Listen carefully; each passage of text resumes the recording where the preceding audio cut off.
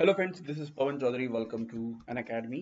MPPSC TAT के इस 6 lecture में आपका स्वागत है और इसमें हम लोग बात करेंगे biosphere reserve of India, Bharat के जैव आरक्षित क्षेत्रों के। इसके पहले मैं आपको अन अकेडमी के जो इम्पोर्टेंट ऑफर्स हैं उन इम्पोर्टेंट ऑफर्स के बारे में बताना चाहता हूँ। अन अकेडमी के प्लस सब्सक्रिप्शन पे अभी के समय पे चल रहा है 40% का ऑफ, और 40% के ऑफ के साथ में आपको मिल रहा है प्लस सब्सक्रिप्शन के ऊपर 3 महीने और 6 महीने का एक्सटेंशन। मतलब 1 साल के सब्सक्रिप्शन के साथ 3 और 2 साल के सब्सक्रिप्शन के साथ 6 महीने का डिस्काउंट। साथ में रामबाण करके एक सीरीज है जो डेली बैच आपको 30 डे का रिवीजन बैच मिल जाएगा।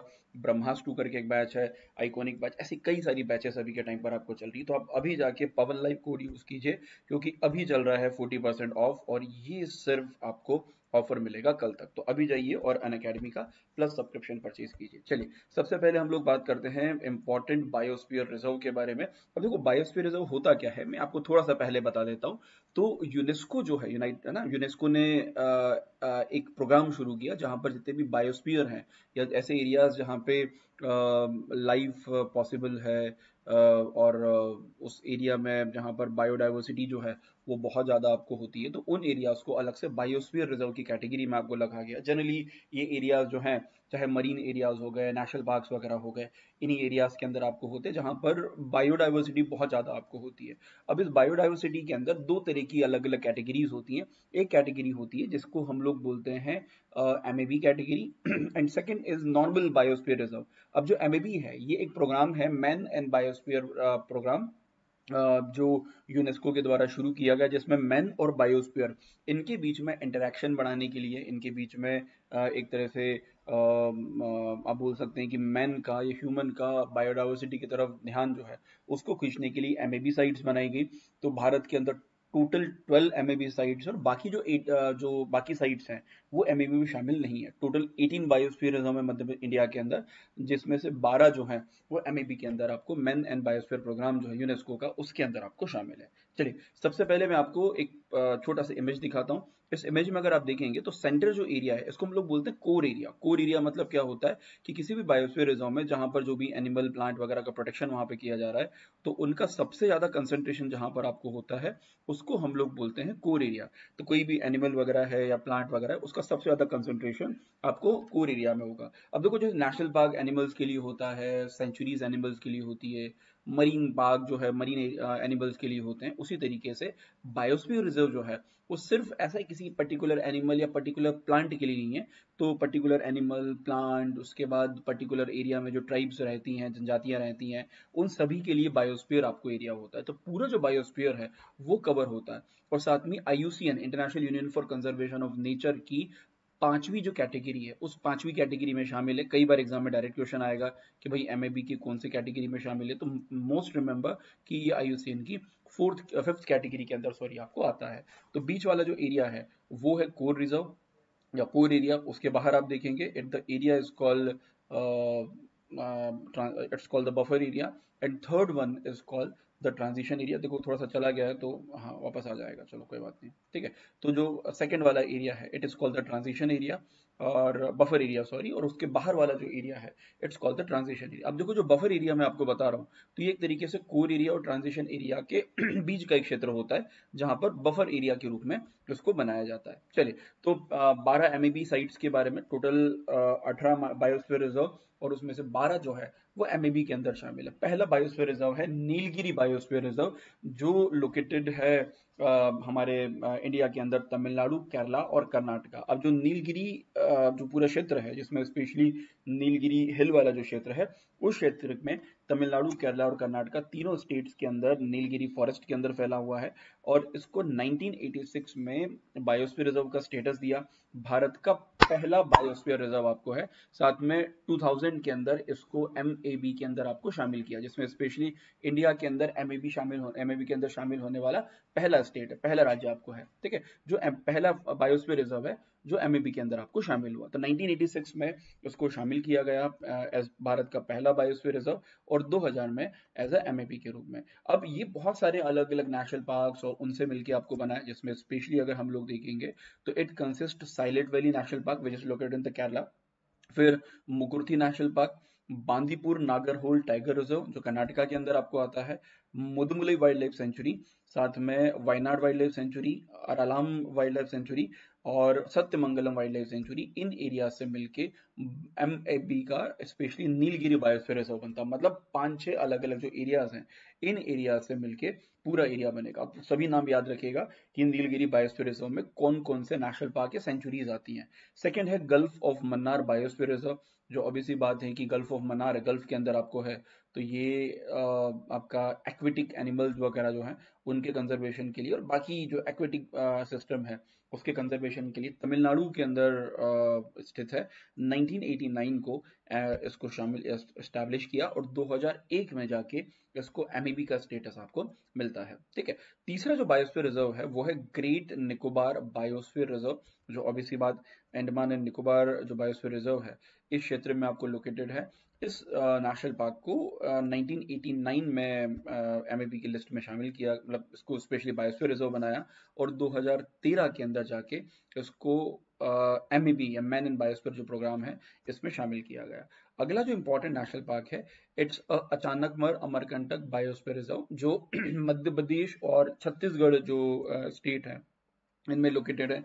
स्पेशली जो अमरकंटक वाला जो पूरा फॉरेस्ट वाला रीजन है जिसके अंदर सतपुड़ा के कई सारे रीजन्स आपको आते हैं, तो इसको बना अचानक अमरकंटक मध्य प्रदेश और छत्तीसगढ़ दोनों में, मध्य प्रदेश में अमरकंटक, छत्तीसगढ़ में आपका अचानकमर है। उसके अलावा 2005 में इसको बायोस्फीयर रिजर्व और 2012 में इसको एमएबी की लिस्ट में आपको शामिल किया गया। ठीक है, जहां पर भी मुझे लगेगा कि जरूरी है कि और कौन कौन से एरियाज इंक्लूड हैं वो बताना, वो मैंने ऑलरेडी डाल रखा है। देन कंचनजंगा नेशनल पार्क है। Kanchenjunga national park is located in the Sikkim, Bharat का सबसे इंपॉर्टेंट जो है बायोस्फीयर रिजर्व है। 2000 के अंदर एमएबी में शामिल किया, उसको स्टैब्लिश किया। 2018 के अंदर इसको एमएबी या मैन इन बायोस्फीयर जो प्रोग्राम है उस लिस्ट में शामिल किया गया। ओके, अगला नेशनल पार्क लोकेटेड है biosphere reserve Nanda Devi biosphere reserve, India के सबसे क्रूशियल बायोस्फीयर रिजर्व में है। बायोस्फीयर रिजर्व के साथ में ये नेशनल पार्क जो पूरा रीजन आपको है नेशनल पार्क वाला, इसको यूनेस्को की नेचुरल वर्ल्ड हेरिटेज जो साइट है उसमें भी शामिल किया गया है और ये 1988 में बायोस्फीयर रिजर्व बना। 2004 में इसको एमएबी की लिस्ट में आपको शामिल किया। इसमें भी कई सारे अलग अलग नेशनल पार्क, जैसे एग्जांपल के लिए Nanda Devi national park, then valley of flower national park, ये दो इंपॉर्टेंट नेशनल पार्क इसके अंदर कंसिस्ट करते हैं, तो ये दोनों नाम याद रखिएगा, है ना। चलिए, अगला जो नेशनल पार्क है बायोस्फीयर रिजर्व है, sorry, it's a Sundarban biosphere reserve जो लोकेटेड है वेस्ट बंगाल में। और सुंदरबन जो बायोस्फीयर रिजर्व है ये बेसिकली अपने मैंग्रोव जो फॉरेस्ट हैं उनके लिए, या अपने जो सुंदरी वन है उन सुंदरी वनों के लिए जाना जाता है। वेस्ट बंगाल में आपको लोकेटेड है और 1989 में इसको एमएबी में इसको स्टैब्लिश किया।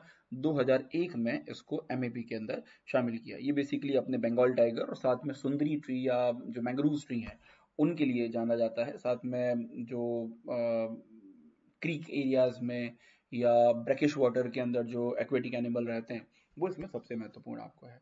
अगला बायोस्फीयर रिजर्व आपको है वो है great Rann of Kutch national park. ये एमएबी के अंदर शामिल नहीं है इसलिए उसमें नंबरिंग नहीं है। ठीक है, तो याद रखिएगा अगर नंबरिंग नहीं है तो वो एमएबी में शामिल नहीं है। ये लोकेटेड है मध्य प्रदेश भारत के गुजरात स्टेट में और इसको 2008 में बायोस्फीयर रिजर्व भारत सरकार ने उसको स्थापित किया। अगला नेशनल पार्क है पचमढ़ी बायोस्फीयर रिजर्व जो मध्य प्रदेश के पचमढ़ी में आपको लोकेटेड है। मध्य प्रदेश के नर्मदापुरम डिस्ट्रिक्ट और आसपास का जो पूरा रीजन है इस रीजन में लोकेटेड है और ये बेसिकली 1999 में इसको स्टैब्लिश किया और 2009 में इसको एमएबी की लिस्ट में शामिल किया। तो मध्य प्रदेश का दूसरा हुआ। तीसरा जो अगला नेशनल पार्क बायोस्फीयर रिजर्व है नौकरिक बायोस्फीयर रिजर्व और ये भी हमारे नॉर्थ ईस्ट के अंदर मेघालय और आसपास के एरियाज में काफ़ी इंपॉर्टेंट है। 1988 में इसको स्टैब्लिश किया और 2009 में इसको एमएबी में शामिल किया गया। अब देखो एग्जाम में जनरली क्वेश्चन आएगा कि कब इसको बायोस्फीयर रिजर्व बनाया गया या एमएबी की लिस्ट में, या कम से कम ये बायोस्फीयर रिजर्व कहाँ पर है, ये क्वेश्चन आपको जरूर आ सकता है।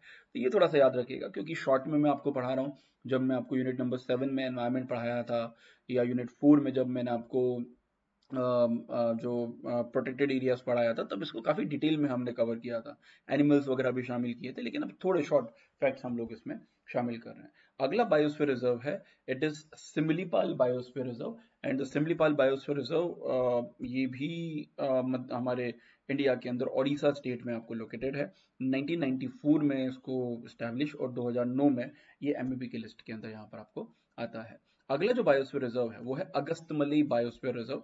कहाँ पर लोकेटेड है अगस्तमली बायोस्फीयर रिजर्व? एंड ये लोकेटेड है केरला और तमिलनाडु दोनों स्टेट्स के बीच में। स्पेशली जो अगस्तमलई जो हिल है, उस अगस्तमलई हिल के बेसमेंट में जब आप जाएंगे या उस एरिया के अंदर, वहां पर आपको अगस्तमलई के अंदर आपको मिल जाएगा। 2001 में इसको स्टैब्लिश किया, 2016 में इसको एमएबी की लिस्ट में शामिल किया। और कौन कौन से एरियाज इसके अंदर शामिल है? सबसे इंपॉर्टेंट अगर हम लोग देखें तो नैयार वाइल्ड लाइफ सेंचुरी, पेपरार वाइल्ड लाइफ सेंचुरी, फिर शेंदमुंदरी वाइल्ड लाइफ सेंचुरी, ये एरियाज हैं। साथ में यहाँ पे कलादान और आपका मुदुतुरई जो टाइगर रिजर्व है, वो वाले एरियाज भी इसके अंदर आपको शामिल है। तो देखा जाए तो नैयार, पेरार और उसके बाद शेंदुरनी वाइल्ड लाइफ सेंचुरी, साथ में इसके अंदर आपका मुंदुतरई जो टाइगर रिजर्व है, इसके भी कई सारे एरियाज इसके अंदर आपको शामिल होते हैं। अगला जो बायोस्फीयर रिजर्व है वो है पन्ना बायोस्फीयर रिजर्व, मध्य प्रदेश का तीसरा बायोस्फीयर रिजर्व। अब देखो मध्य प्रदेश में 3 बायोस्फीयर रिजर्व हैं, पन्ना, पचमढ़ी और अमरकंटक, तीनों के तीनों एमएबी के अंदर आपको मैन इन बायोस्फीयर प्रोग्राम के अंदर आपको शामिल है। तो ये एमपी के अंदर एस्टैब्लिश है। ये 2011 में इसको स्टेटस मिला बायोस्फीयर रिजर्व का और 2020 में इसको एमएबी की लिस्ट में आपको शामिल किया गया। ठीक है, उसके बाद अगला इंपॉर्टेंट जो इट्स 12 नंबर आप बोल सकते हैं कि कूल डेजर्ट आपको है, जो एमएबी की लिस्ट में नहीं है। ऑब्वियसली बात, क्योंकि नंबरिंग नहीं इसमें डाली है तो समझाने के लिए नंबरिंग नहीं डाली है। 2009 में शामिल हुआ है और उसके बाद हिमाचल प्रदेश के अंदर आपको लोकेटेड। नंबरिंग डालने का एक रीजन है कि बच्चा वाले सर बोले ये वाला एमएबी में शामिल है, ये नहीं है, तो बच्चे कंफ्यूज हो जाते हैं। तो उस कंफ्यूजन को दूर करने के लिए उसका नंबरिंग आपको डाला है। ओके, उसके बाद अगला जो बायोस्फीयर रिजर्व है it's a Manas national park. And Manas national park ये मतलब नेशनल पार्क के साथ में एलिफेंट रिजर्व भी आपको है ना। साथ में यूनेस्को का जो आप बोल सकते हैं कि यूनेस्को का जो not in the biosphere reserve but हाँ, यूनेस्को का जो नेचुरल वर्ल्ड हेरिटेज साइट है उसके अंदर आपको शामिल है। असम के अंदर लोकेटेड है। 1989 में इसको एमएबी आपको नेशनल पार्क ये आपको बनाया गया इसको एज अ बायोस्फीयर रिजर्व। फिर दिहांग दिबांग जो वाइल्ड लाइफ सेंचुरी के आसपास का रीजन है, इस रीजन को एज अ बायोस्फीयर रिजर्व बनाया गया, अरुणाचल प्रदेश में लोकेटेड है। और 1998 में दिहांग बाघ, बाद में दिहांग बाघ और सैकोवा वगैरह जो है पूरे नेशनल पार्क वाले रीजन आपको है। चलिए, अगला जो एरिया है वो है दिब्रू साइकोवा नेशनल पार्क। ऐसे नाम बायोस्फीयर रिजर्व ऐसे कई बार एग्जाम में नाम आते हैं। तो असम में आपको लोकेटेड है और इसको 1997 में एज अ बायोस्फीयर रिजर्व के रूप में भारत ने स्थापित किया। अगला national park it's called the Seshachalam hill या शेषाचलम हिल बायोस्फीयर रिजर्व। कहाँ पर आपको लोकेटेड है? 2010 में स्टैब्लिश हुआ और ये मध्य प्रदेश इंडिया के आंध्र प्रदेश के स्टेट के अंदर आपको शामिल है। और इसके अंदर भी कई सारे स्पेशली एरियाज जो हैं, देखा तो श्री वेंकटेश्वर नेशनल पार्क, साथ में आपका Venkateshwara wild life sanctuary national park और साथ में आपका वेंकटेश्वर वाइल्ड लाइफ सेंचुरी भी है, साथ में इडुपली वाइल्ड लाइफ सेंचुरी। ये 3 एरिया मिला के एमएपी के अंदर यहाँ पर आपको या बायोस्फीयर रिजर्व में आपको शामिल आपको होता है। ठीक है, तो ये तमाम बायोस्फीयर रिजर्व हो गए। साथ में अनअकैडमी का जो इंपॉर्टेंट ऑफर मैंने आपको स्टार्टिंग में बताया था 40% ऑफ, इसको बिल्कुल भी मत भूलिएगा। अभी जाकर आप अनअकैडमी का प्लस सब्सक्रिप्शन परचेज कीजिए और कोड आपको सिंपली लिखना है Pawan live. That's it. Thank you very much. Have a good day.